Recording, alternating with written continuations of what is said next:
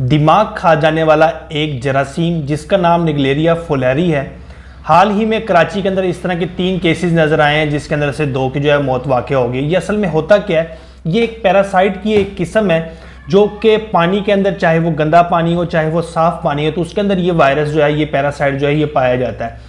ये नहाने के ज़रिए, नाक के ज़रिए जिस्म के अंदर जा सकता है। नाक और दिमाग के दरमियान एक हड्डी होती है जिसके अंदर थोड़ा सा खला होता है, तो ज़्यादातर चांसेस होते हैं कि ये वहाँ से उस खला के ज़रिए दिमाग के अंदर जा सकता है और दिमाग के अंदर मुख्तलिफ़ किस्म के इन्फेक्शन काज कर सकता है, और इवन के इतना सवेयर इन्फेक्शन कर देता है कि बिल्कुल दिमाग को ख़त्म कर देता है, दिमाग को खा जाता है और दिमाग को बिल्कुल पिघला के रख देता है। इसकी अगर कुछ अलामात की बात की जाए तो इसके अंदर कुछ नॉर्मल सी अलामात आती हैं, जो कि एक नॉर्मल फीवर, जैसा कि हाई ग्रेड फीवर हो सकता है। इसके अंदर सर में दर्द बहुत ज़्यादा हो सकता है कि उल्टियाँ लग जाएं, हो सकता है कि दिल ख़राब या मतली की कैफियत होना शुरू हो जाए।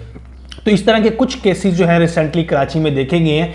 तो मेनली इसका ट्रीटमेंट और इससे एहतियात की ज़रूरत ये है कि क्लोरीन मिला पानी जो है वो इस्तेमाल किया जाए। हमारे यहाँ चूँकि ज़्यादातर कराची के एरिया में जो पानी पाया जाता है वो पानी जो इतना साफ़ नहीं होता, जिसके ज़्यादातर चांसेस होते हैं कि वो पैरासाइट जो है नाक के ज़रिए, ज़्यादातर कॉमन स्विमिंग पूल में जो लोग नहाते हैं उनको एहतियात करने की ज़रूरत है। और वज़ू के दौरान कोशिश करेंगे, अगर आपके इलाके में इस तरह का कोई वायरस, इस तरह का कोई पैरासाइट के कोई केसेस हैं, तो कोशिश करें कि क्लोरीन मिला पानी इस्तेमाल करें, ताकि आप इस तरह के वायरस, इस तरह के पैरासाइट से बच सकें।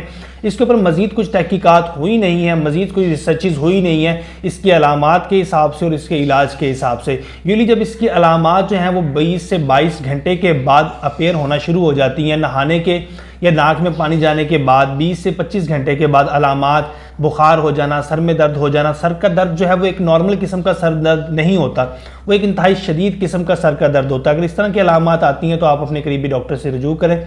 शुक्रिया, अल्लाह हाफिज़।